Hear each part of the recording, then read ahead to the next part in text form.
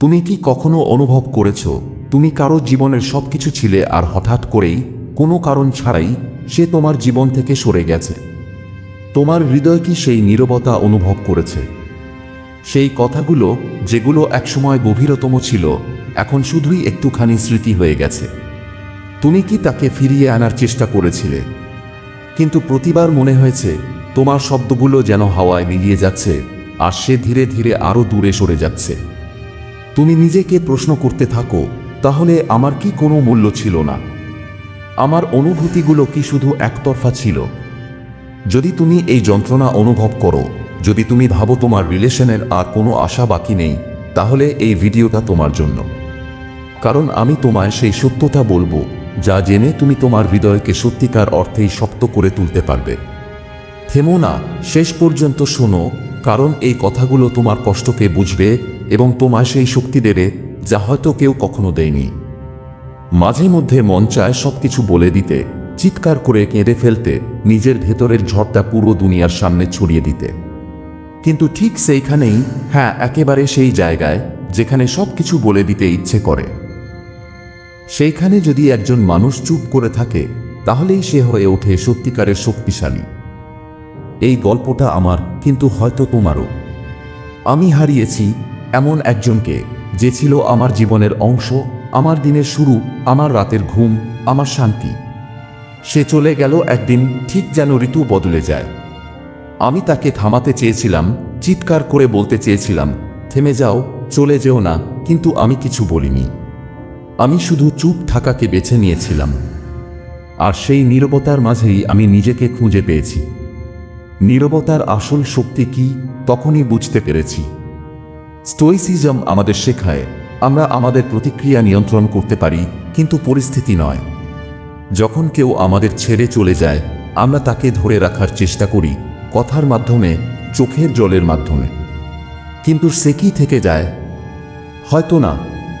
কিন্তু কেন? কারণ মানুষ সেখানে থাকে না যেখানে শব্দের আওয়াজ থাকে।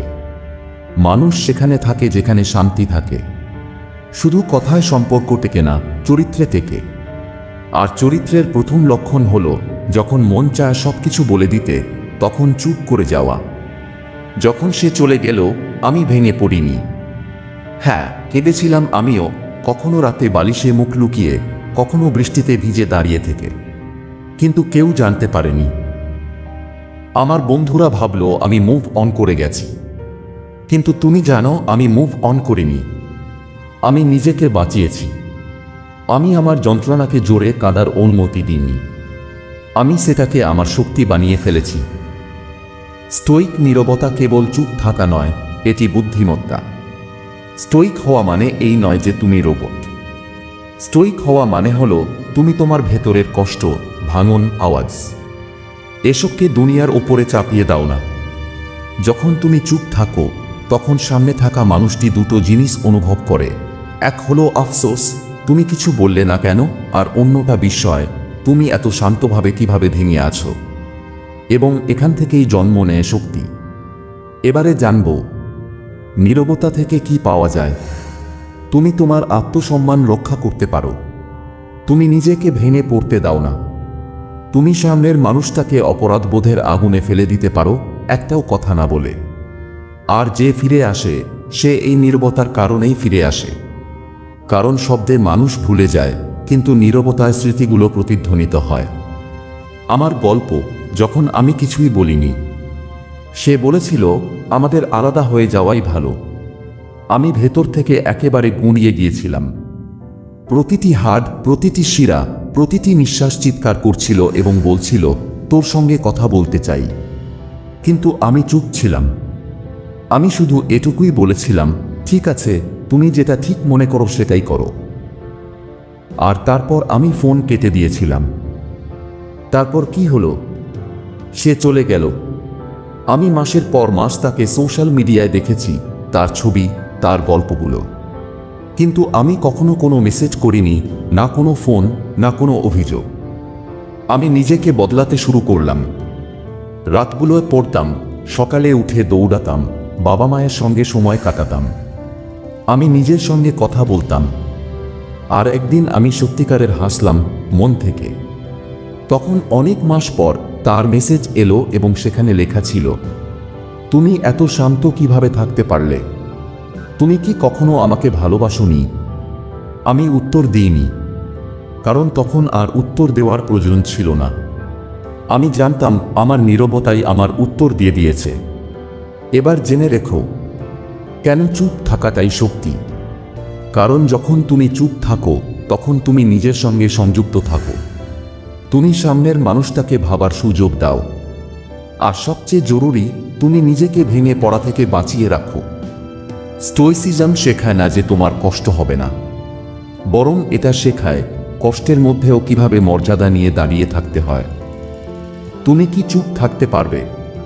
আমি জানি না তুমি কোন রাস্তা দিয়ে পার হচ্ছ, কিন্তু যদি কেউ তোমাকে ছেড়ে চলে যায়, তোমাকে ঠকায় বা এমন যন্ত্রণা দেয় যা কথায় প্রকাশ করা যায় না, তাহলে আজ শুধু একটা কথাই মনে রেখো, তোমার কিছু বলার প্রয়োজন নেই। চুপ থাকো। তোমার অস্তিত্বকে ভেঙে পড়তে দিও না। কারণ যখন তুমি ভেতর থেকে দৃঢ় থাকবে, তখনই তারা নত হবে যারা একদিন তোমাকে ফেলে চলে গিয়েছিল।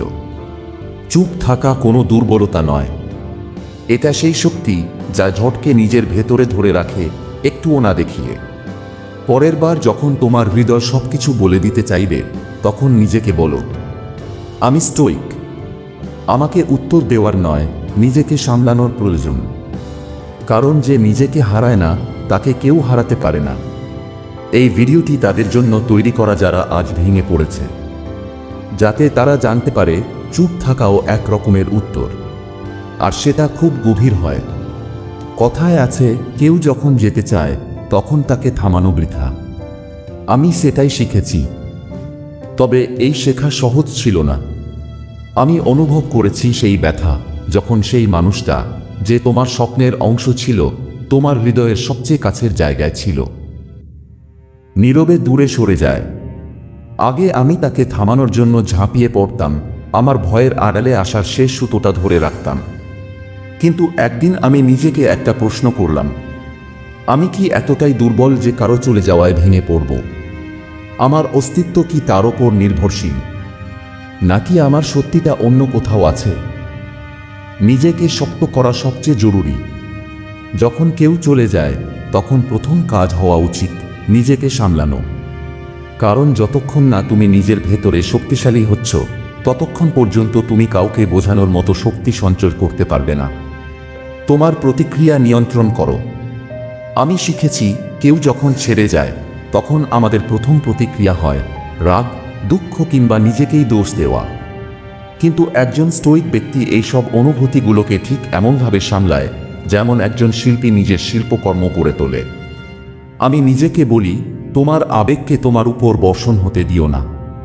এগুলোকে দেখো, বোঝো, তারপর ছেড়ে দাও। কারণ যখন তুমি নিজের প্রতিক্রিয়াকে নিয়ন্ত্রণ করতে শিখে যাও, তখনই তুমি প্রকৃত শক্তি অর্জন করো।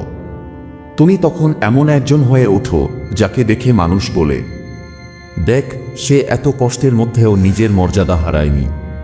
নিজের মূল্য বাড়াও কারো কাছে ফিরে যাওয়ার আগে। সত্যি বলতে কি, যখন কেউ দূরে যায়, তখন তার আগে নিজেকে প্রশ্ন করো, আমার নিজের কি কোনো মূল্য আছে? আমি কি নিজেকে এতটা ভালোবাসি যে আমি ভেঙে পড়ব না? আমি নিজেকে এতটা শক্ত করলাম যেন কারো প্রয়োজন না পড়ে। নিজের প্রতি ভালোবাসার মানুষ আমি নিজেই হয়ে উঠলাম। আর তখনই পৃথিবীও ভাবতে শুরু করলো, আমরা কেন তাকে হারিয়ে ফেললাম।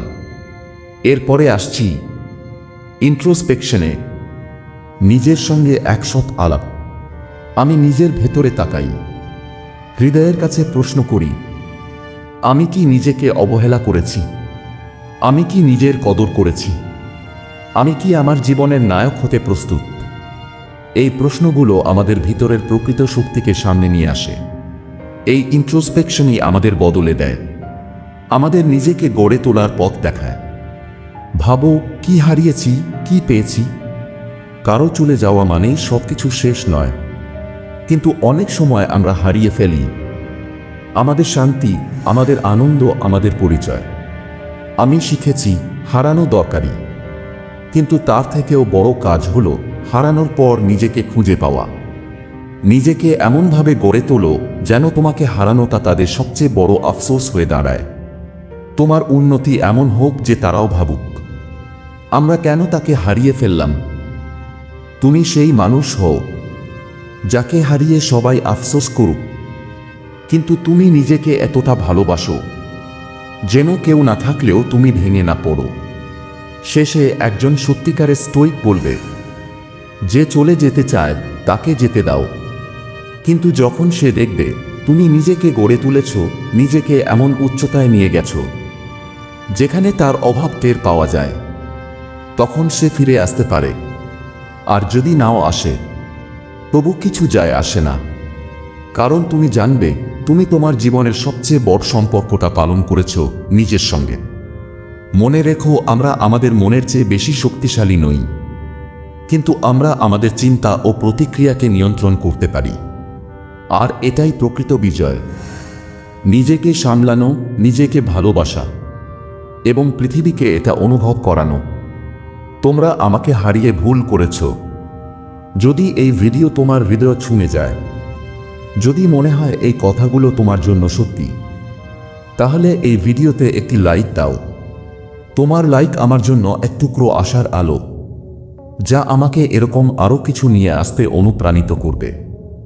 আর যদি তুমি চাও আমরা একসাথে চলি, নিজেকে বুঝি, আরও শক্ত হই, তাহলে সাবস্ক্রাইব করতে ভুলে যেও না।